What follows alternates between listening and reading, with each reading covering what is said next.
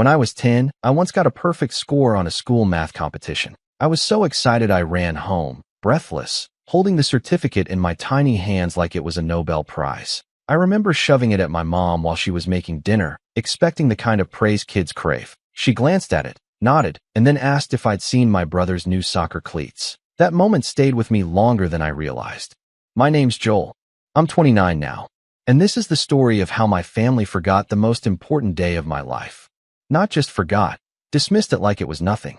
But what they didn't know, what they couldn't have predicted, was that everything they ignored would explode in their faces in a way none of us would come back from. Growing up, I was the easy kid. Quiet. Responsible.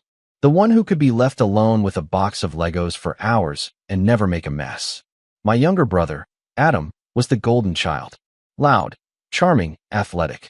He could fail a class, and it was, he's just not a test taker. I could get straight A's, and it was, well, that's what we expect from you, Joel. At some point, I stopped trying to impress them. You can only scream into a void for so long before you give up and just go quiet. Still, I love them. Or maybe I just wanted to be loved. Even as an adult, I kept giving them chances. I called home regularly, visited every few months even though I lived out of state. I remembered birthdays, sent cards, asked about Adam's games, even when I knew they'd never once asked about my career. I'm a documentary editor, by the way. Nothing flashy, but I've worked on a few Netflix and Hulu projects. Not that they ever watched any of them. I told them once I'd been nominated for an editing award. Mom blinked and said, "That's nice, sweetie." Adam's team made it to regionals. Adam was always the center of gravity in our family. His soccer games were sacred. I'm not exaggerating. One time we had a relative's funeral. My dad left the wake early to make it to Adam's 1 p.m. kickoff. When I had my college graduation, they came but left during the lunch reception because Adam had training. They missed my speech. I was class valedictorian, so I started drawing boundaries. Quietly, subtly, I stopped sharing big wins with them. When I got my first apartment, I didn't tell them until a week later. When one of my projects trended on YouTube, I never brought it up. I kept my expectations low. But then I met Elise. Elise is everything I'm not. Warm, bubbly, unapologetically emotional. She's the kind of person who cries at strangers' wedding videos and makes friends in grocery store lines. We met while I was editing a piece on environmental conservation. She was a consultant on the project. She had a calming presence and an annoying habit of calling me out when I tried to downplay myself. Within a year, I knew I wanted to marry her. The proposal was simple. Just the two of us on a lakeside hike, a camera hidden in my backpack, and a ring I'd carried around for 3 weeks because I couldn't find the perfect moment. When I finally asked, she laughed through her tears and told me she'd been waiting for me to catch up. She'd already told her mom it was happening. Her family welcomed me with open arms. Her dad even hugged me, something my own father hasn't done since I was a teenager. Planning the wedding wasn't exactly a walk in the park. Elise wanted something small and intimate. I wanted that too. Neither of us cared for huge venues or fancy catering, but we did want it to be meaningful. We set the date 8 months out, just enough time to get everything in order without dragging it out. I told my parents the news over the phone. I remember the silence after I said, "We're getting married." A beat too long. Then my mom said, "Oh, that's wonderful, honey. When's the date?" I gave it to her, excited. There was another pause. "Oh, that's the same weekend as Adam's championship match." I blinked. "Okay, but I mean it's 8 months from now. That's plenty of time, right?" "Joel," my dad chimed in, "you know how important this season is for Adam. His coach said college scouts will be there. I'm not asking you to choose a random game over my wedding. This is a once-in-a-lifetime event. We'll figure it out," Mom said quickly, but it felt like a brush-off. Like she was already preparing the excuse in her head. Elise was sitting beside me during the call. When I hung up, she didn't say anything at first. Then she asked, "Do you think they'll come?" I gave her the only answer I could. I hope so. Over the next few months, things got weirder. I'd text my mom with updates. Venue booked, florist found, Elise's dress was stunning, and get one-word replies. Dad didn't respond at all. Meanwhile, I'd hear through my cousin that my parents were traveling every other weekend for Adam's away games. My cousin even joked, "Is your brother the next Ronaldo or something?" At our engagement party, hosted by Elise's parents, my family didn't show. No call, no message. Just a text from Mom the next day saying, "Sorry, Things got busy this weekend. Hope it went well. I started to spiral a bit. Was I overreacting? Being dramatic? Elise told me to talk to them directly. So I did. I called Mom one afternoon and just laid it all out. I feel like you're not excited. Like you're not even planning on being there. She gave a long sigh. Joel, weddings aren't everything. We went to yours and Adam's kindergarten graduations. We've supported you both equally. That was so wild I had to laugh. Equally? Mom, you left my college graduation early for one of Adam's scrimmages. It wasn't a scrimmage. It was a team dinner. Even worse. I think you're being unfair. And selfish. Selfish. That word cut deep. I'd spent my entire life folding myself into whatever shape they needed. Quiet, understanding, low maintenance. I swallowed the rest of the conversation. It wasn't worth it. Not then. A week before the wedding, I tried one last time. I called both of them, conference style. Told them again how much it meant. How I'd grown up watching them put Adam first. And how for once, I needed them to show up for me. I said it plainly. This is the biggest day of my life. If you miss it for a soccer game, I'll take that as the answer to every question I've ever had. They laughed. My mom actually laughed. Joel, don't be so dramatic. It's not like it's your funeral. And then Dad said, we'll see what we can do. But Adam's worked really hard. I stared at the wall for a long time after that. Elise came in, saw my face, and didn't even ask. She just held me. And then the wedding day came. We stood beneath an old oak tree, surrounded by Elise's smiling family and a few of our closest friends. I scanned the crowd before the ceremony. Once. Twice. My parents weren't there. Adam wasn't there. No message. No text. Nothing. But Elise's mom cried. Her dad beamed at me like I was already his son.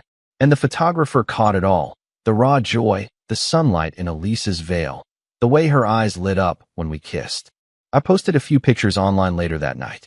Nothing fancy. Just a caption, married the love of my life today. By morning, the post had gone viral. Not millions viral, but enough. Enough that friends of friends were sharing it. Enough that Elise's extended relatives were commenting, tagging others, sending congratulations. And then one comment from someone I didn't know. Wait, where's the groom's family? That was the spark. The fire that followed. Well, let's just say it burned hotter than I expected. And it hadn't even reached my father, yet. I didn't respond to any of the comments that first day. I told myself it didn't matter. That the people who did show up were the only ones who mattered. Elise was radiant. Our friends were glowing. The air still smelled like lavender from the garden Elise's mom insisted we use. But that single comment, where's the groom's family, burrowed into my brain like a splinter. I wasn't even the one who showed it to my parents. My aunt, my dad's sister, had been quietly following along online. She texted me later that afternoon, clearly stunned. Joel, was this today? You didn't tell them? I stared at her message, my stomach in knots. I told them. 8 months ago. I reminded them 3 times. I didn't hear back from her, but I imagined the rest. I imagined her calling my father. I imagined the fight. My family is many things. Communicative isn't one of them. But when gossip is in the air, they're like bloodhounds. 3 days after the wedding, I finally got a call. From my dad. He sounded tired. Joel, he said, voice low. Why didn't you tell me the wedding was that weekend? I was silent for a second. I could feel Elise watching me from across the room. I did tell you. More than once. No, you said it was sometime in May. You never said the 14th. Dad, I have the texts. He didn't respond. Just breathed. Mom knew. I added, letting the words hang like smoke. She confirmed it. She laughed about it, remember? The silence that followed wasn't defensive. It was still. I didn't know, he repeated again. But if your mother did, we're going to have a problem. Something shifted in that moment. The ground underneath my family tilted. My dad wasn't yelling. He wasn't accusing. He sounded betrayed. Just like me. And for the first time in a long time, I realized something. My mother had manipulated him, too. And that wasn't the end of it. Not even close. Because what came next, the fallout, the layers of buried truth, the real reason behind their absence. That's when everything broke open. But I'm getting ahead of myself. 2 days after the phone call, my dad texted me. It was a screenshot. A Facebook post from my mom. So proud of Adam for scoring the winning goal this weekend. What a memory. Some moments you never forget. Underneath was a photo. The whole family was there. My mom, my dad, my brother, 2 cousins, even my grandmother in a lawn chair. Saturday, May 14th. The same day as our wedding. I read the caption again. Some moments you never forget. Something inside me cracked. Not like a clean break. It splintered. I showed the photo to Elise. She didn't say a word. Just sat on the couch, hand over her mouth. I think she knew I needed to be the one to speak first, but I couldn't. My throat felt tight. I didn't cry. I didn't rage. I didn't even breathe for a full minute. I just stared. Then she said, "You should show her the pictures." So I did. I messaged my mom that evening. No long explanation. No guilt trip. Just 3 high-resolution wedding photos. Me and Elise. The garden. Her family huddled around us, smiling. No caption. Just the images. She read the message. No response. An hour later, I checked again. Still nothing. Then I got a phone call. From Adam. "Dude, what is your problem?" he barked. "My problem. You couldn't just be chill for once? You had to post your wedding all over the internet and make mom look bad." I blinked, stunned. "Adam, are you serious right now?" "She's getting torn apart in the comments, Joel. Our family is catching heat because you decided to play the victim." "I am the victim." "Of what? A scheduling conflict?" I lost it. "You knew, Adam. You knew it was that weekend." "So what?" he said. "You picked a weekend you knew was important for me, and then you got mad that I didn't cancel my game?" "My wedding," I snapped. "It was my wedding, Adam. You could have moved it." The sheer arrogance in his voice. It wasn't even arrogance. It was certainty. Like I was supposed to plan my entire marriage around his sports schedule. Like I was a satellite orbiting his world. "I hope the scouts saw your goal," I said flatly. "Because you missed the only thing that mattered to me." He hung up. I didn't tell Elise about that call. Not right away. I couldn't. I felt too raw. Too stupid. And then, 2 days later, it got worse. My cousin Sarah, bless her, called me sobbing. She'd been scrolling through Facebook and found a private group message between my mom, 2 aunts, and a few family members. One of them had screenshotted it and shared it with her. And Sarah, God bless her twice, sent it to me. It was dated 5 months ago. "Joel says the wedding is May 14th. Adam has a game that weekend, so we obviously can't go. I don't want him making a scene about it. Let's all agree to say we thought it was the week after if it comes up." Another message from one of my aunts. "Maybe tell him you never got the invitation." Could work. And another. "It's not like he's close to us anyway. Just Elise's family and some artsy coworkers." I read those messages over and over, like some part of me hoped the words would rearrange themselves into something less cruel. They never did. I called my dad. Sent him the screenshots. He didn't pick up. An hour later, I got a message from him. "I'm staying at a hotel for a few nights." That was all it said. No explanation. No context. But I knew. And then the phone rang again. It was my grandmother. 83 years old. Rarely calls anyone. She didn't even say hello. Just launched into it. "Joel, what in God's name is going on? Your mother's in a state. Says your father's threatening divorce. Says you're spreading lies about the family online." I felt something inside me harden. "They're not lies," I said. "Did you know they skipped my wedding?" A pause. "I thought it was a small courthouse thing." "Because that's what she told you." Silence again. "Joel, she said you didn't invite them." I almost laughed. "I sent invitations. I called. I begged." She lied. To everyone. "I don't know what to believe anymore," she whispered. "Believe the photos," I said. "Believe the silence." The call ended. I felt numb. Elise sat beside me, her hand in mine. "They're unraveling," she said softly. I nodded. She made a choice. And now everyone sees it. But I hadn't seen it all. Not yet. A week after the wedding, my father showed up. Unannounced. No suitcase, no smile. Just stood at our door, hat in hand, eyes bloodshot. I let him in. Elise gave him a polite nod, but stayed upstairs. He sat on our couch like he wasn't sure he deserved to. "I didn't know," he said again. "You keep saying that." "I say it because it's true. I told you." "I know. But she told me you changed the date. That the invitation must have been lost. That you were being vague on purpose. She made it sound like you didn't want us there." I stared at him. "Do you believe her now?" He shook his head slowly. "No, I don't." I didn't respond. He looked around the room. His eyes lingered on a wedding photo on our mantel. He reached for it, then stopped himself. "I missed this," he said, voice breaking. "And I'll never forgive myself." I didn't have it in me to comfort him. Not yet. Maybe not ever. But then he said something I'll never forget. "If she really did what you say she did, we're done."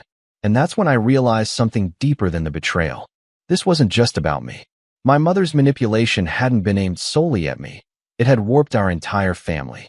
She'd built a world around Adam, weaponized loyalty, rewrote narratives, controlled the flow of information. And now? Now it was all falling apart. But the breaking point didn't come until a week later, when I found out what my mom had planned next. And that's when the real storm hit. I didn't expect things to get quieter after my dad's visit. I thought there'd be yelling, confrontations, tearful apologies, or dramatic phone calls. But there was just silence. A thick, stifling silence. Like my family had collectively pressed pause on reality, hoping if they waited long enough, I'd let this all go. That I'd be the one to smooth things over, like I always had. That I'd downplay the pain and let them keep rewriting the story, turning a deliberate betrayal into a harmless misunderstanding. But I didn't reach out. Not this time. And they didn't either. Instead, the first sign that my mother hadn't moved on came from an unexpected place. Elise's uncle, Mark. Mark's a blunt, no-nonsense kind of guy. Served in the Navy, now runs a woodworking shop and makes jokes so dry they might catch fire in the sun. We'd bonded during the wedding planning over our mutual love of silence and espresso. He wasn't the kind of man to call just to gossip, which is why his message raised every hair on my neck. Hey kid, you might want to talk to your HR department. Someone's been sniffing around, asking weird questions. I called him immediately. He told me a woman had reached out to the consulting firm Elise worked with, claimed to be fact-checking for an article. She asked if Elise's company was affiliated with any international political groups, and if there was any financial misconduct related to a recent environmental doc we'd both worked on. She gave a fake name, but Mark recognized her voice. He said, "It was your mother, Joel. I'd bet my shop on it." I felt my stomach twist. I couldn't believe it. No, scratch that. I did believe it. I just didn't want to. She called your company pretending to be a reporter? Not just mine, he said. She called Elise's direct supervisor. I only found out because they thought it was strange and mentioned it over coffee. That night, I sat on the couch with Elise, numb, while she read through the email summary Mark had forwarded. She didn't say anything for a long time. Then she looked up and said, "Joel, this was meant to hurt us." And I knew. This wasn't just petty anymore. This was sabotage. I confronted my dad. I sent him a text first, asking if he had any idea what Mom had been doing. He called within 2 minutes. "Joel, I'm sorry," he said before I even picked up. I was quiet. She told me she was going to set the record straight. I didn't know what that meant. I didn't think she'd go this far. Why would she try to ruin my job? I asked, voice low. I don't know. Maybe she thought you'd cave, that she could scare you into staying quiet. She's always been afraid of public shame. She lied, Dad. She planned this. Months ago, she turned the whole family against me and then tried to make Elise and I look like liars online. I'm not defending her, he said quickly. I'm done doing that. So what now? I asked. He didn't answer. Not really. Just said he was looking for a lawyer. That he didn't recognize the woman he married anymore. That if she'd truly tried to hurt my career, it was over. I didn't feel satisfied. I didn't feel vindicated. I just felt empty. The next few weeks blurred together. Elise kept me grounded. She made tea in the mornings and started playing our wedding playlist during breakfast to remind us of the good. We framed the best wedding photos and hung them in our hallway. We started walking in the evenings. Sometimes we didn't even talk. We just walked. But deep down, I knew I wasn't okay. Because when your own mother tries to destroy your life, it doesn't just sting, it unroots something. You start questioning your memories, your judgment, yourself. Was I blind? Was I too eager to believe the best in people who had shown me, over and over, how little I mattered? I stopped checking my phone. I muted the family group chat, though it had gone eerily quiet anyway. Elise's parents invited us over every Sunday for dinner, and while I loved them, I also felt like an orphan pretending to have a family. I hit rock bottom 2 weeks later when I received a letter. It wasn't from my mom, not from my dad. It was from my grandmother. It was handwritten in a wobbly scrawl, the ink smudged in places like she'd been crying as she wrote. Dear Joel, I want you to know something. I didn't know the truth. I didn't know they were lying. Your mother told us you were being difficult, that you didn't want a big wedding, that you told her not to come. I believed her. I'm ashamed of that. I always thought I was close to you, but I see now that I chose to believe the louder voice. I'm sorry. I don't expect forgiveness, but I needed to tell you I'm sorry. and I saw the photos. You looked so happy. So sure. Please know that I'm proud of you. I always have been. Love. Grandma. I read it 3 times before I started crying. Not the quiet kind. Not the single tear down the cheek like in the movies. The gut-wrenching, body-shaking kind that comes from years of swallowing hurt you never had the words for. That night, Elise held me while I cried into her shoulder, and something shifted. I realized I'd been waiting for my family to rescue me from the pain they'd caused. But they never would. I had to rescue myself. So I started small. I replied to my grandmother's letter. I thanked her for her words. I told her I forgave her and hoped to see her soon. Then I called my cousin Sarah, the one who'd sent me the screenshots. We had lunch downtown, and for the first time in months, I laughed. She filled me in on the family gossip. My mom was furious, saying I was trying to destroy her reputation, and that my dad had betrayed her. My aunts were divided. One had quietly messaged Elise to say she was sorry. The other unfriended me on Facebook. My mom was still denying she'd made the calls to Elise's company, but apparently she'd been caught in another lie. She told my aunt she hadn't known the wedding date, and that same aunt remembered being invited to it explicitly in a group email. Things were fracturing. Fast. But for the first time, I didn't feel like the broken one. I poured myself into work. I picked up a freelance docuseries project about forgotten World War II photographers. Long days of editing, slow piano soundtracks, and dusty old black and white footage. There was something comforting about working on stories of people who'd been ignored and overlooked. It felt personal. I started going to therapy again. Elise encouraged me. At first, I was hesitant. What if it didn't help? What if digging it all up made it worse? But the first session hit me like a freight train. Not because of anything dramatic. Just a simple question. When did you first learn your needs weren't important? I didn't have an answer, but I knew I'd been living under that belief for most of my life. Over time, I started shedding it. Slowly. Like peeling off an old, suffocating coat I didn't know I'd been wearing. I reached out to people I'd distanced myself from, college friends, a few old coworkers. I let people in again. I even joined Elise in one of her volunteer projects, a local youth media program, helping high school kids learn video editing. It was strange, being looked up to, but it also healed something. My confidence came back. My laughter came back. And one afternoon, sitting in a sunny cafe with Elise, I got an email. From Netflix. They wanted to feature one of the documentaries I'd worked on in a Spotlight series. They called it Hidden Visionaries, and they wanted to interview me. I sat there in stunned silence, rereading the message. Elise looked at me, grinning. What? I showed her. She shrieked so loudly the couple next to us jumped. We celebrated that night. And for the first time in months, I didn't feel like I was trying to outrun the past. I felt like I was walking towards something. Something I'd built. The following week, I posted about it on social media. Just a simple announcement, with a clip of the documentary trailer. The comments came pouring in. Congratulations. Pride. Surprise. And then, buried in the middle, a comment from someone I hadn't heard from in a long time. My mom. Proud of you. Wish we could have been there from the start. No apology. No ownership. Just a vague, passive admission buried under the guise of praise. I stared at the comment for a long time. And then I deleted it. Not out of anger. Out of peace. Because I didn't need her to be there anymore. I'd already risen without her. But the real turning point, the moment where everything I'd built collided with everything she tried to destroy, was still to come. And when it came, it didn't just end the fight. It exposed everything. When the Netflix feature went live, it changed everything. Not just my career.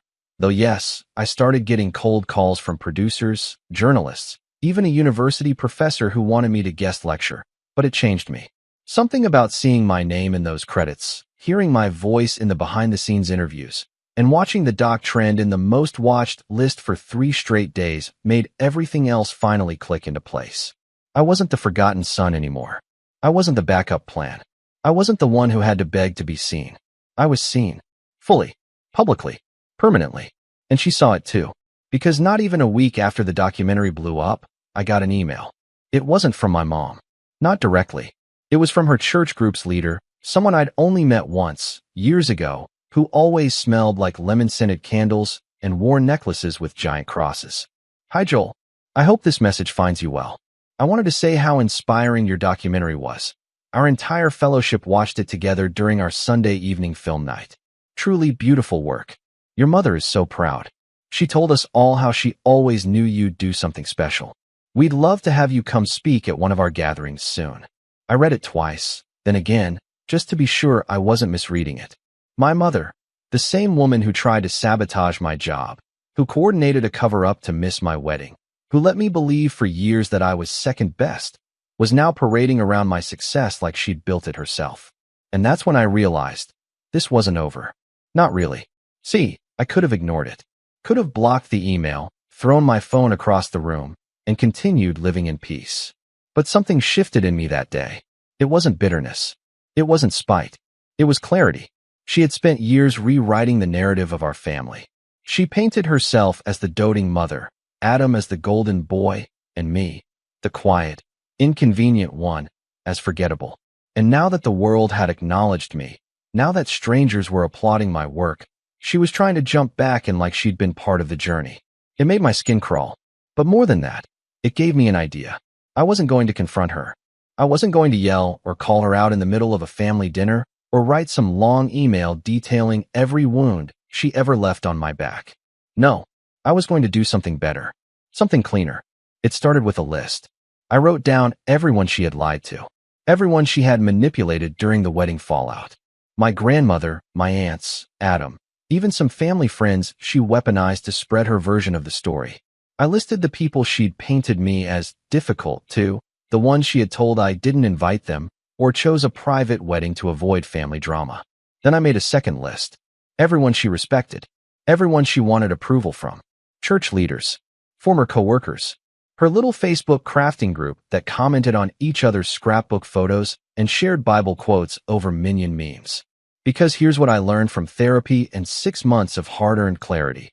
People like my mother don't just crave control, they crave admiration.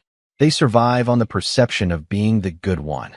And the moment you take that away, their world starts to collapse. So I started planning. The Netflix buzz was still high, so I capitalized on it. I agreed to do a podcast interview, one hosted by a filmmaker who loved family-centric narratives and had a huge following. I knew exactly what I was doing.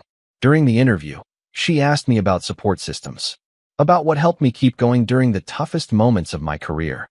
And I answered, carefully. I had to learn that sometimes your real family isn't the one you're born into. It's the one that shows up, the one that celebrates you, not just tolerates you. I got married recently, and my in-laws have been incredible, truly. But my side of the family didn't attend. It was a choice they made, and I've made peace with that. The host leaned in. Wait, they chose not to come. I nodded. Yeah, it was hard, but it taught me something valuable. You can't force people to care. You just have to recognize when they don't and stop begging for crumbs. I didn't say names. I didn't need to. The podcast went viral. Clips were shared across Twitter, TikTok, and Instagram. Stop Begging for Crumbs became a trending audio. People stitched it with their own family stories. It resonated with thousands, possibly millions. And my mom? She was fuming. I found out through my cousin Sarah, who texted me screenshots from our mom's now private Facebook page. How dare he twist the truth like this? We always supported him in our own way. Not every parent has to attend a wedding to prove love, but she wasn't denying it anymore. She was defending it. And that was all I needed. Because next came the fundraiser. Elise had been helping her local youth media nonprofit for a while now. They were low on funds and needed a new editing lab. I offered to donate equipment, and then, impulsively, I offered to sponsor the entire program. We renamed it the Joel Wexler Initiative for Young Storytellers. They wanted to announce it publicly. Press release, launch event, the works. I agreed, but only under one condition. I got to write the official donor letter. And I did. I was fortunate enough to find my voice in the world of storytelling, but I didn't always feel heard. In fact, for much of my life, I felt invisible, even to the people who were supposed to love me unconditionally. This program exists because young voices matter. Their stories deserve to be heard before the world tells them they're too quiet, too weird, too inconvenient. I dedicate this initiative to the families we build when our birth families fall short. It hit hard. It made headlines in local news. Elise's parents cried when they read it. And then, a week later, the invitation came. From the church group leader. Again, we'd love to have you speak. The Women's Fellowship is planning a celebration for your mother's birthday. She's such a shining light in our community. We thought it would be lovely if her son, the successful filmmaker, could surprise her with a few words of appreciation. I stared at that email for a long, long time. I didn't respond. Instead, I forwarded it to Sarah. "Would you do me a favor?" I asked. "Sure," she replied. "Make sure they film the event." She didn't ask why, and I didn't explain. Because I wasn't going. But something else was. See, while all this was happening, my father had been quietly sorting through boxes in storage. He'd moved out of the house months ago, but he hadn't yet taken everything. He told me he wasn't ready. Until now. He found an old camcorder in one of the boxes. Tucked in the back was a mini DV tape labeled Joel's 8th birthday. Curious, he plugged it into a converter and watched it on his laptop. And what he found broke him. It wasn't footage of a birthday party. It was a private recording, an argument between my parents, forgotten and taped over by accident. The audio was grainy, but you could hear my mom's voice, sharp and cruel. "He's not like Adam. He's not special. He's just there." And then my dad's voice, tired, hurt. "He's your son." So? I didn't ask for two. My father didn't tell me about the tape right away. He sat with it, watched it 3 times. Then he sent it to me. No message, no subject line, just the file. I watched it alone. Then I watched it again with Elise. And I knew what I had to do. I was done begging. Now, I was going to expose her. Not with hate. Not with a public takedown or dramatic confrontation. I was going to let her own words speak for themselves. But it had to be the right moment. The right stage. So I waited. And planned. And when the opportunity came, I was ready. 2 months after I received the tape, the one where my mother said she didn't ask for 2 sons, I stood in the back of a church banquet hall with a USB drive in my jacket pocket and Elise's fingers resting gently on my wrist. The room was dressed in pale pinks and lavender balloons. A banner read, "Happy 60th, Diane," in gold cursive letters. Card tables were arranged around a makeshift stage, where a microphone stood waiting. My mother, Diane, stood near the center, surrounded by women in floral blouses and wide smiles, soaking in the compliments like a sponge left too long in dishwater. She looked radiant in the way only people do when they believe they've won. I wasn't supposed to be there. At least, not personally. When I'd received the invitation to her birthday event, clearly meant as a PR opportunity to reclaim her social standing, I said nothing. But through Sarah, who was now fully on my side, I'd learned they were planning a video montage. Family memories. Old home movies. Exactly what I was counting on. Sarah offered to help. She volunteered to gather footage for the slideshow and coordinated with the church's AV team under the guise of being my mother's niece and a tech-savvy angel. It didn't take much convincing. Everyone loved Sarah, and no one in that room knew the full story, not yet. I arrived quietly, an hour into the event, dressed in muted colors and wearing a hat pulled low. Elise walked beside me, keeping her expression unreadable. My dad wasn't there. He'd declined the invite, citing conflicting appointments, which was code for, "I can't fake it anymore." My mother didn't see me. She was too busy laughing, too busy basking in the compliments about her son, the filmmaker, and how she'd always believed in him. How he must have gotten his talent from you. How proud she must be. I let her talk. I let her smile. I let her believe. Until the lights dimmed. Someone took the mic. "We're going to play a little video montage for Diane. Some memories from over the years. From birthdays, holidays, and family moments we all treasure." There was applause. A few phone cameras raised. And the screen flickered to life. It began innocently. My baby photos, Adam's soccer highlights, grainy clips of us opening Christmas presents in footy pajamas. My mother gasped and covered her mouth, tears gathering at the corners of her eyes. But then the sound shifted. The next clip was darker, both visually and tonally. The timestamp read August 2002. The shaky footage of my 8th birthday ended, and static filled the screen. Then, voices. "He's not like Adam. He's not special. He's just there." The room fell still. You could have heard a pin drop. "He's your son." So? I didn't ask for 2. My mother's face froze. At first, people thought it was part of the video. Maybe a joke. An outtake. But then it became clear. There was no music. No laughter. Just 2 people arguing. Her voice. Young. Sharp. Unmistakably hers. And my father's voice, trying to defend me. He's sensitive. He tries. You don't see it because you're too busy bragging about Adam. Oh, please. One of them's going to make us proud. The other will probably end up crying in a corner somewhere. The gasps came then, slowly, rippling through the room like an echo underwater. The clip ended. Static again. And then the screen faded to black. Silence. Complete, suffocating silence. I stepped forward, pulled the hat from my head, walked slowly to the front, heart pounding but hands steady. I took the microphone as my mother turned toward me, her face pale, her mouth slightly open, frozen in shock. Some people recognized me immediately. Others took a moment. But within seconds, the whispers began. I took a breath. Hi, I'm Joel, Diane's son. More murmurs. One woman clutched her chest. I wasn't planning to speak tonight, but since my mother's been sharing my story with so many of you lately, claiming credit for a life she actively tried to sabotage, I thought it was only fair to let you hear a different version. My mom opened her mouth. I held up a finger. Calm. Controlled. Don't. You've said enough. I turned back to the room. I was told my mother didn't come to my wedding because of a scheduling conflict, that she supported me in her own way, that I was overreacting. I paused. I believed that for a long time. I even believed it when she tried to damage my career behind the scenes. When she called my job pretending to be a reporter. When she told our family I didn't invite them. I believed her lies because, like most kids, I wanted to believe my mother loved me, that I mattered. I glanced down, letting the silence stretch. But I don't believe it anymore. Because love doesn't look like sabotage. It doesn't sound like that tape. And it sure doesn't skip your wedding to attend a soccer game. A man near the front shifted uncomfortably. A woman beside him put a hand over her mouth. My mother tried again. Joel, please, this isn't the time. Isn't it? I turned to face her directly. You made my wedding about you. You made my success about you. You twisted every moment I've ever had into something you could claim. And now you want sympathy because I finally stopped letting you rewrite the narrative? Her eyes filled with tears. I am proud of you, she whispered, voice trembling. You're proud now, I said. Now that strangers are clapping. I took a final breath. You taught me that people only love you if you make it easy. But I'm done making it easy. I'm done apologizing for needing love you never wanted to give. I stepped back, handed the mic to Sarah.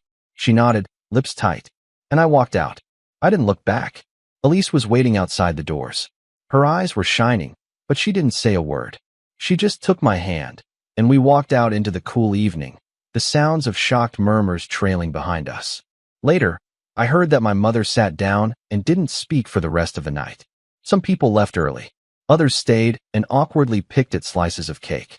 The church group leader sent a frantic email 2 days later, apologizing and saying she had no idea about the deeper context. The crafting ladies group, her pride and joy, quietly removed her as admin. My aunt stopped returning her calls. And Adam? He called me. Just once. He didn't yell. Didn't accuse. He just said, "You nuked her, man." I replied, "She lit the fuse." He hung up. We haven't spoken since. As for my dad, he finally filed the divorce papers. He sent me a quiet message after. "Thank you for giving me the strength." And Grandma? She came to visit, brought lemon cookies and hugged me so hard I almost cried again. We didn't talk about the video. We didn't need to. Because some things, once seen, can't be unseen. And me? I kept rising. I finished another documentary. Got invited to speak at a film festival. Elise and I traveled to Italy for our belated honeymoon. I finally gave that guest lecture at the university. And every time someone asked me about my success, I told them the truth. It didn't come from talent alone. It came from silence. From being overlooked. From learning how to listen so closely that I could see what others missed. It came from knowing how it feels to be forgotten and deciding I'd never forget myself again. My mother tried to erase me from her story, so I wrote my own. And this time, it's permanent. Excellent. Hi Riley, how are you?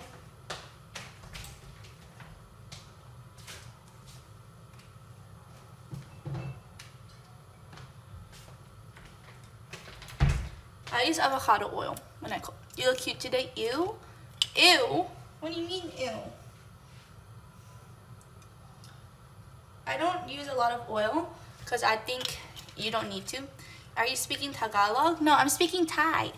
This is the biggest pantry I've ever seen. Really? Is it big? I don't know. I guess it is kind of big. I don't know. There are a bunch of stuff. It's for a family of 6.5. It's a family of 6.5, so I can't walk in a straight line. What did you do? Are you drinking? Guys, I haven't cooked in a hot minute. I can't lie.